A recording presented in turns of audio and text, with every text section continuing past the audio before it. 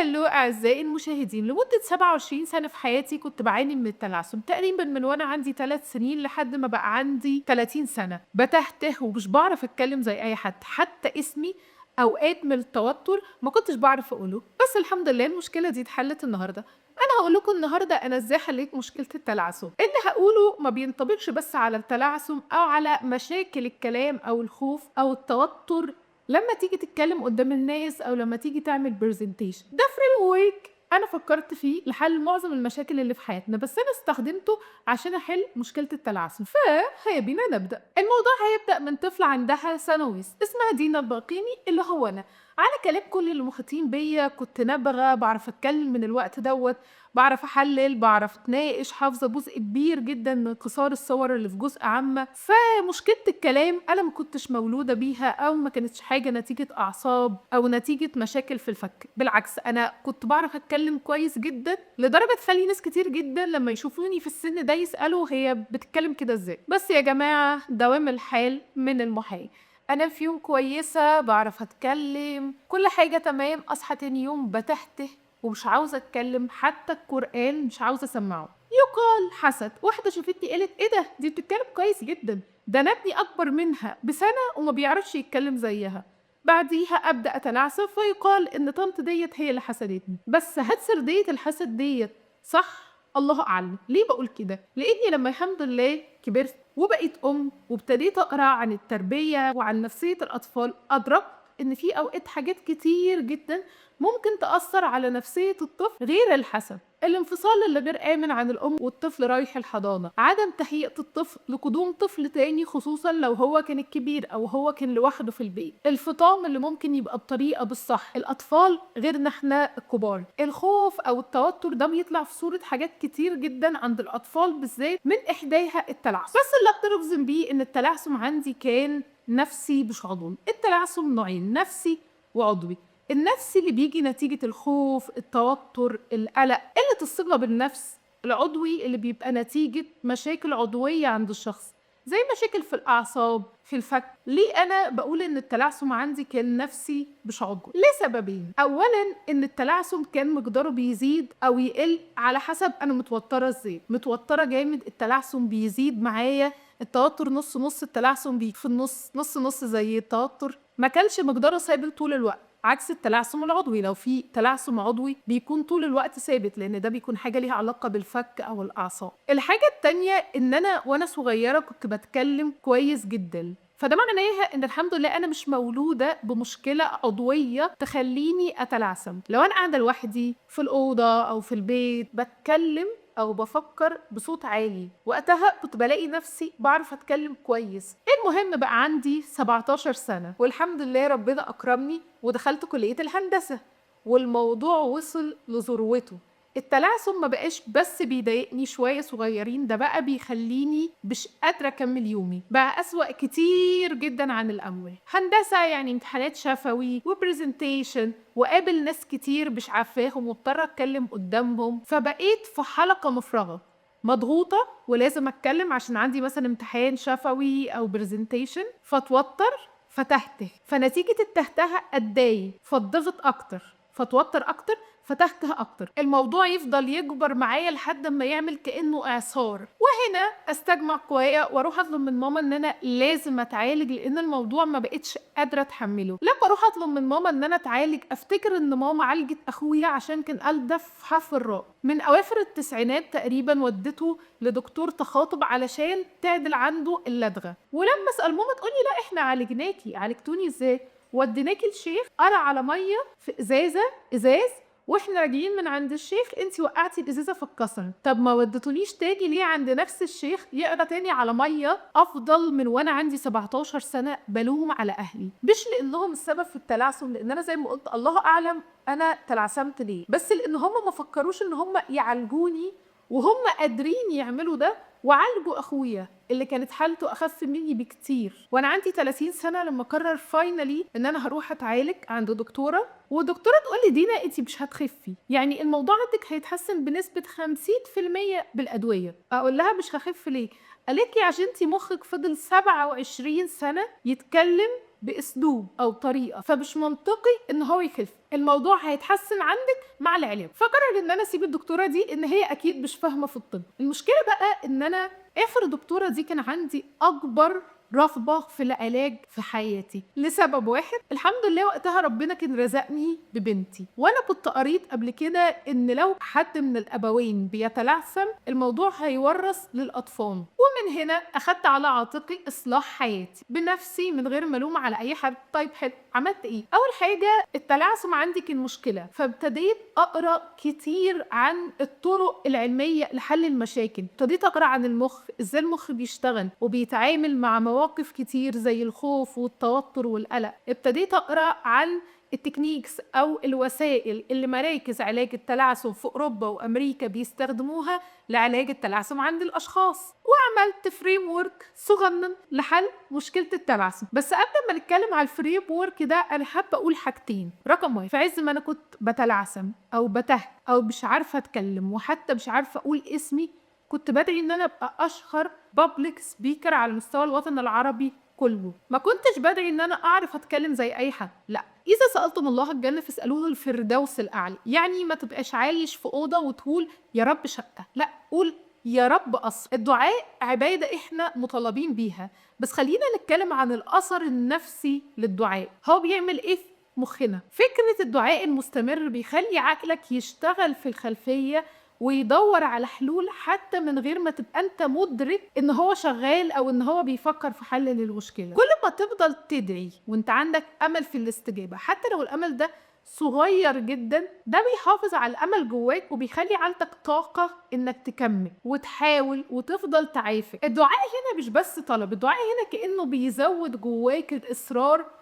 والاستمرارية. الرقم 2، عمر ما الموضوع وقفني عن أي حاجة. يعني عمري ما قلت أنا مثلا بتلعثم في برزنتيشن قدام الناس فمش هروح الكلية في اليوم ده ومش هعمل البرزنتيشن دي. دخلت كلية الهندسة الحمد لله واتخرجت منها بتقدير كويس جدا. بعديها دخلت منحة من وزارة الاتصالات وعملت انترفيوز كتير جدا، اللي اترفضت فيهم واللي اتقبلت. اشتغلت في شركة مالتي ناشونال، اتجوزت وخلفت. عمر ما الموضوع وقفني عن حاجة. نتكلم بقى على الفريم ورك، أنا سميته 5 A's for fixing anything wrong in your life. يعني 5 A عشان تصلح أي حاجة غلط في حياتك. أول A عندنا اللي هي acknowledge أو الاعتراف. أعترف إن في مشكلة في حياتي وإن إصلاحها لا يقع إلا على عاتقي أنا. مشاكل كتير جدا بتفضل في حياتنا مش لأنها صعبة أو لأن حلها مستحيل، بس لأن إحنا شايفين إن هي أصلا مش مشكلة. لكن أنا ما كنتش في الحالة دي. أنا كنت عارفة إن أنا عندي مشكلة، بس الغلط اللي فضلت أعمله مدة طويلة جدا في حياتي مش إن أنا ما كنتش عاوزة أعترف بالمشكلة، إن أنا كنت شايفة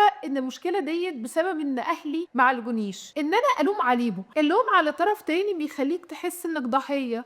هو بيريحك شوية، بس في المقابل بيسلبك إحساسك بالمسؤولية. العقل وقتها بيرتاح شوية، بس في المقابل بيقنع نفسه إن طالما مش أنا السبب يبقى مش أنا اللي هحل المشكلة. وده أخطر إحساس ممكن توصله. دي حياتي أنا، وهدفي إن أنا أعيشها بأفضل صورة ممكنة، مش أفضل طول حياتي عايشة مع حاجة مضايقاني وعمالة أدور حواليا على شماعة أعلق عليها الحاجة اللي أنا وصلت لها. نيجي بقى للإيه التانية اللي هي الأكسبتنس أو التقبل. والتقبل هنا مش معناه خالص إن أنت تبطل تحاول أو إن أنت تستسلم للوضع اللي أنت وصلت له. التقبل هنا معناها إن أنت تبطل تحارب نفسك وانت بتحاول، او تشوف ان انت فيك حاجة غلط او ان وضعك ده مش كويس. يعني بدل ما كنت بقول لنفسي انا في حاجة غلط عشان انا بتلعثم، انا كنت بقول لنفسي انا بتلعثم دلوقتي بس ان شاء الله هتحسن قدامي. الاولى فيها احساس بالنقص والخجل، التانية فيها تقبل واحساس بالمسؤولية وامل. لما تقبلت فكرة ان عادي لو تلعثمت، ايه المشكلة؟ بدأ عقلي وجسمي يهدوا، فالتلعثم بدأ يقل حبة بحبة، لأني ابتديت أكسر حلقة خوف فتوتر فتلعثم، في خوف أكتر فتوتر أكتر فتلعثم اكتر. القبول هنا كسر عندي دايرة الخوف. التلعثم جزء منه عندي كان بسبب رفضي لوجوده مش بسبب وجوده اصلا، فلما ابتديت اتقبله ابتدى حبة بحبة يقل. سيدنا موسى عليه السلام كان بيعاني من التلعثم، ومع ذلك ربنا اختاره لتبليغ رسالته. الرفض بيحبسك في نفس النقطة، بس التقبل أول خطوة إنك تتحرك قدام باتجاه حل المشكلة. إحنا كده خلاص خلصنا A1 و A2، نبدأ بقى في A3 اللي هي Analysis، يعني التحليل، يعني أعرف بالظبط إيه الغلط اللي بيحصل. أول خطوتين اللي هما الاعتراف والتقبل دول جهزونا نفسيا إننا نبدأ نتعامل مع المشكلة، بس التحليل دي أول خطوة فعلية بناخدها في اتجاه حل المشكلة. في حالتي الموضوع كان نفسي، فأنا كان لازم أفهم مخي شغال ازاي. بدأت أقرأ أكتر عن المخ وأحاول أفهم هو بيشتغل ازاي، واكتشفت اكتشاف مهم جدا إن مخنا مش أداة للتطور، مخنا أداة للبقاء. عقلنا بيتعامل مع أي خطر أو أي حاجة بتهددنا أو بتهدد وجودنا بنفس الطريقة، ان هو يقول لنا اهربوا. يعني انا كنت بخاف اتكلم قدام الناس، فمخي بدل ما يطمني ويقول لي ما تخافيش يا دينا، لا مخي كان بيقول لي اهربي. وانت كمان لو انت مثلا عاوز تبدا مشروع وخايف، عمر ما مخك هيطمنك، عمر ما هيقول لك على فكره حلو ده في 1 2 3 4 عملوا المشروع دوت والمشروع الحمد لله نجح معانا. لا، هيحسسك ان ده نهاية العالم. فأنا محتاجة أعلم مخي هذا العضو الغلبان إن الكلام قدام الناس موقف عادي جدا. حبة بحبة الخوف والتوتر هيبتدي يقل، فبالتالي التلعثم هيبتدي يقل تلقائيا، علشان لما القلق والخوف بيقلوا العضلات اللي مسؤولة عن النطق بتسترخي أكتر، فالكلام بيطلع أسهل. يعني هحارب الخوف بإن أنا أواجهه مش بإن أنا أهرب منه. وده مش بس أول خطوة في علاج مشكلة التلعثم، ده أول خطوة في علاج أي مشكلة فيها خوف أو قلق. الفكرة إن أنت تفضل تحلل وتشوف أصلا المشكلة إيه عشان تعرف تحلها. طب أنا ليه بخاف مثلا باجي أتكلم في الأول؟ هل أنا مثلا متوترة من الموقف اللي أنا فيه؟ هل أنا في حد معين أنا بتهته قدامه؟ ابتديت أحلل كل موقف. لو أنا مثلا سهرانة يوم كبير جدا وأنا عندي برزنتيشن مهمة تاني يوم أو انترفيو مهم تاني يوم، طبيعي أتهته وأتوتر حتى لو أنا بتكلم كويس. ليه؟ لأن في الآخر عضلات اللسان هي عضلات بتتعب وبترهق نتيجة التعب اللي بيصيب باقي عضلات جسمنا. فابتديت أفهم وأعرف إن لو أنا عندي تاني يوم انترفيو مهم، الأهم بالنسبة لي إن أنا أكون نايمة كويس قبلها بيوم، الأهم بالنسبة لي إن أنا أكون مرتاحة، ما افضلش مثلا سهرانه في المقابل اتوتر او اتهته نتيجه ان انا اصلا ما ريحتش جسمي وما اديتش مخي الوقت الكفايه اللي يريكفر فيه او يستعيد نشاطه وطاقته تاني. شايفين انا كنت بعمل ايه؟ انا كنت بحلل كل موقف بتلعثم فيه. يعني كنت نايمه كويس، كنت شاربه قهوه كتير ولا لا، يعني انا القهوه الكتير بتوترني. التحليل الصح هو اول خطوه لعلاج المشكله. نيجي بقى للاي رقم 4 اللي هي adjust أو التعديل. يعني بعد ما اعترفنا إن في مشكلة في الA رقم 1 اللي هي acknowledge، وابتدينا نتقبل المشكلة في الA رقم 2 اللي هي acceptance، وابتدينا نحلل المشكلة في الA رقم 3 اللي هي analysis، في الA ديت هنبتدي ناخد الخطوات الفعلية لحل المشكلة. تسأل نفسك سؤال مهم جدا: إيه أقل خطوة أعملها بحيث إن هي تدفعني في اتجاه حل المشكلة، بس في المقابل تدور على أكتر حاجة ليها أثر. هتعرف ده من الخطوة اللي فاتت، من كل الداتا اللي انت جمعتها عن نفسك، ممكن ان انت تبص فيها في أي وقت وتعرف أو تطلع ايه اللي كان غلط وقتها ويتصلح ازاي. في حالتي أنا كنت عاوزة أخوف مخي خوف مدروس، عاوزة أخوفه خوف يبقى محسوب، أبقى حاسبة ان هو هيخاف واوضح له ان بص انت خفت وما حصلش اي حاجه، بحيث ان حبه بحبه مخي ما يبداش يخوفني. ابتديت اصور كونتنت او فيديوز على السوشيال ميديا. اول مره ابتديت احاول احل فيها المشكله، ابتديت اصور محتوى وانزله على السوشيال ميديا. ليه؟ الفكره في ان انت تصور محتوى، انت الكلام اللي انت بتقوله في الاخر في ناس هتتفرج عليه، فان انت كانك بتتكلم قدام الناس بس بطريقه مدروسه. يعني لو انا مثلا جيت اشغل الكاميرا وحسيت ان انا تهتهت او خفت بقفل، اخد نفس، ارجع اتكلم تاني، مخي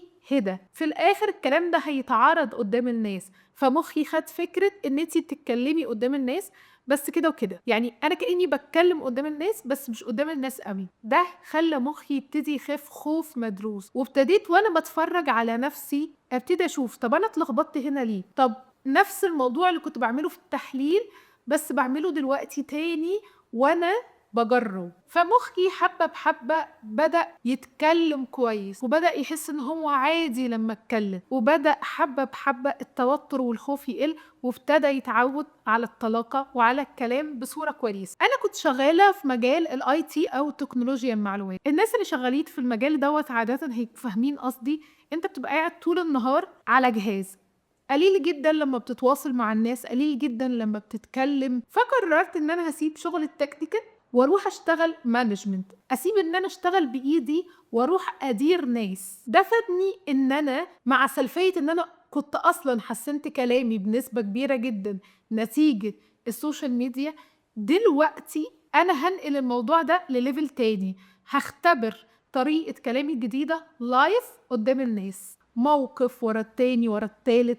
حسيت التلعثم بنسبة من 60 ل 70% اللي كانوا أصلا اتحلوا نتيجة السوشيال ميديا لحد نسبة 95 أو 98%. فحبة بحبة حب الكلام، ومن ساعتها ومحدش عارف يوقفني، والموضوع اشتغل وحليت مشكلة التلعثم عندي. الستبس أو الخطوات أو البيبي ستبس أو الخطوات الصغيرة اللي بناخدها كل يوم بس مع استمرارية، هي ديت اللي بتعمل فرق، وهي ديت اللي بتخلي في فعلا حل جذري للموضوع. الاستمرارية بس ان انا اتحسن واحدة واحدة هي دي اللي هتوصلك ان انت تحل المشكلة. اخر ايه معانا اللي هي advance او التقدم. المرحلة ديت مش معناها ان انت التقدم في حل المشكلة، انت خلاص حليت المشكلة في المرة اللي فاتت.